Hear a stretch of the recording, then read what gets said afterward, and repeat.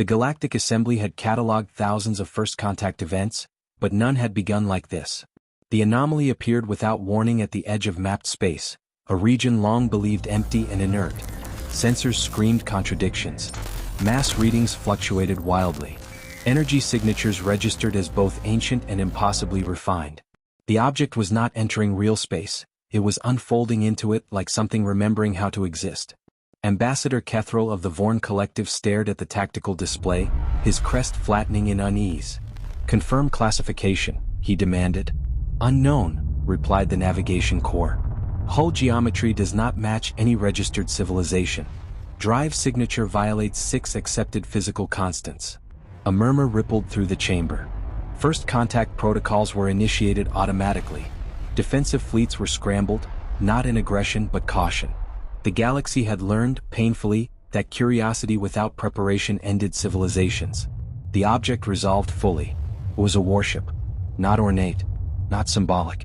No glowing banners or exaggerated weapon spines. The vessel was stark, angular, scarred. Its surface bore layered plating, blackened and repaired countless times.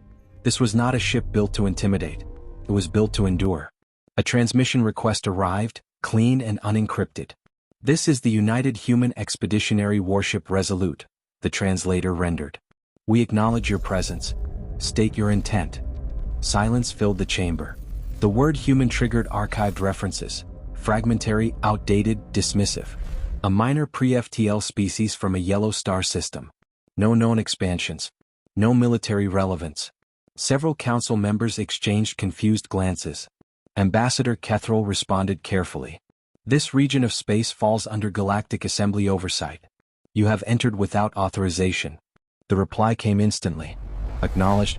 We were unaware this sector was still inhabited." Still inhabited. Long-range scans from the Resolute began sweeping the system.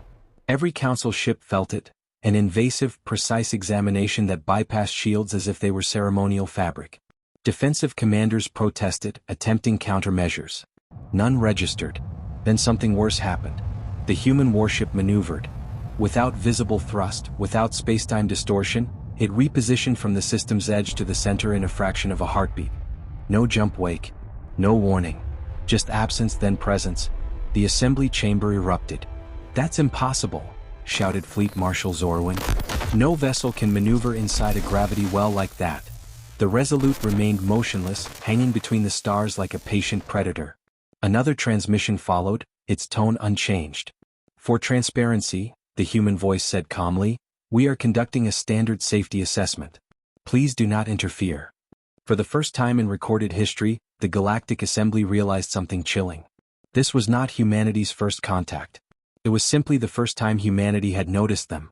The Galactic Defense Armada formed instinctively, centuries of doctrine snapping into place. Over 200 warships encircled the Resolute, weapons charged but not fired. This was not an attack formation, it was a message. You are surrounded. You are outnumbered. The human ship did not respond. Fleet Marshal Zorwin authorized a controlled demonstration. A single cruiser fired a calibrated energy pulse toward a nearby uninhabited asteroid, vaporizing it in a brilliant display of force. The message was clear without being hostile. "We advise restraint," Kethril transmitted. "You are in sovereign space." The response from the Resolute came after a brief pause. "Understood." Demonstration acknowledged. A new object appeared on sensors, an asteroid far larger than the one destroyed moments earlier. It had not been detected approaching. It had been brought. Before anyone could protest, the human ship acted. There was no weapon flash. No beam. No explosion. The asteroid simply ceased to exist, collapsing inward and dispersing as harmless particulate dust, its mass erased as if deleted from reality. Every weapon in the Armada powered down involuntarily. "What was that?" whispered a counselor. The Resolute spoke again. "Localized mass negation. Defensive application only." Panic spread. Commanders attempted emergency jumps. None succeeded.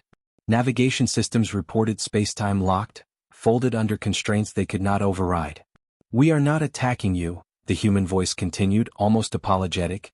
"But your current fleet posture is considered unsafe. Please disengage." Against every instinct, the Armada complied.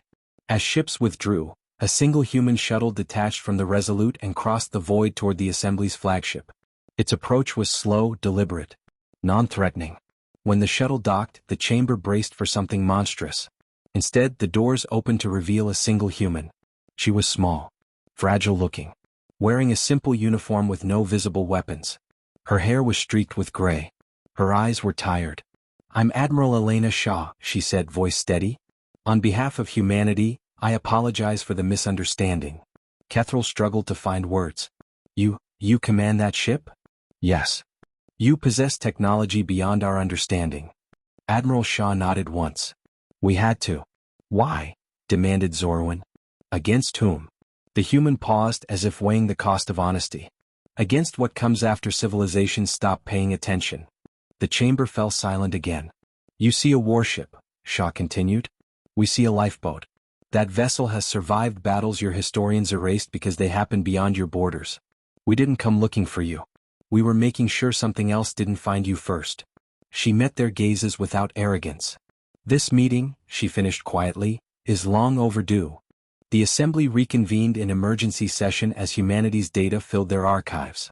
What they revealed was not a threat. It was a warning.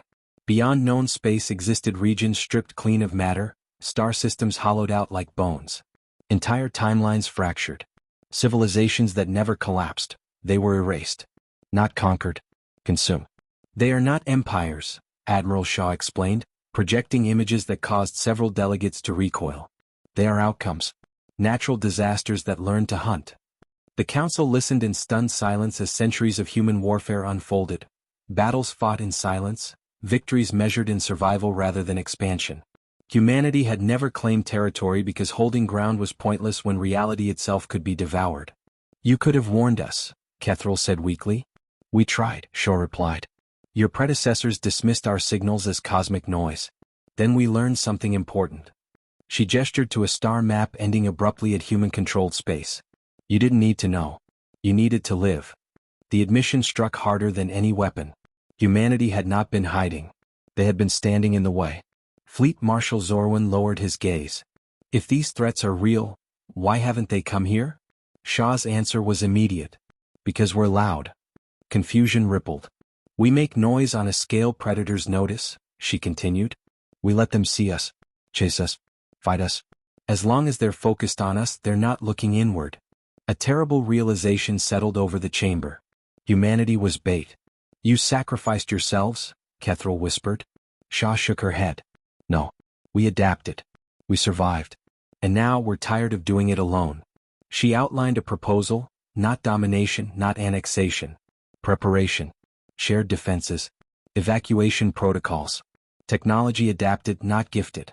Humanity would not fight the galaxy's wars for it. "But we will teach you how to survive them," Shaw said. The vote was unanimous.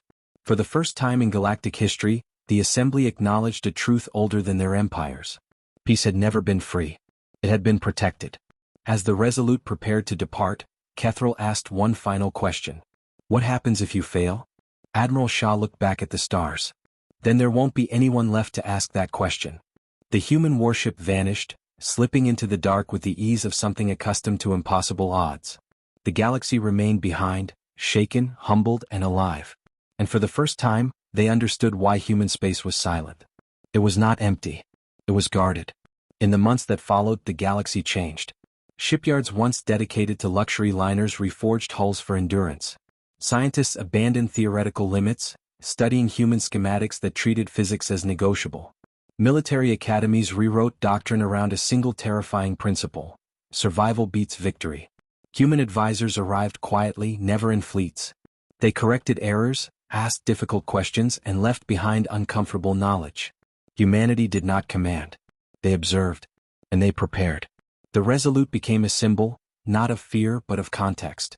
Every world now knew that their peaceful skies existed because someone else had chosen to stand between them and extinction. Children across the galaxy learned a new historical term: the Quiet Wars. They learned that humanity did not conquer the stars because conquest required enemies who could surrender. What humanity faced never did. Years later, when deep space sensors detected movement beyond the dark boundary, the alarm spread instantly, but this time, panic did not follow. Human beacons activated across the frontier. Allied fleets mobilized. For the first time, humanity did not stand alone. Admiral Shaw addressed the assembly one final time before deployment. "You asked why first contact left you speechless," she said. "It's because you expected visitors. What you met were custodians." The transmission ended. Beyond the edge of known space, something vast shifted its attention. And for the first time in its endless existence, it found not a single defiant species waiting, but a united galaxy that had finally learned from the ones who survived long enough to warn them. The warship Resolute accelerated into the dark, no longer alone. Humanity had spoken. The galaxy had listened. And survival at last was a shared responsibility.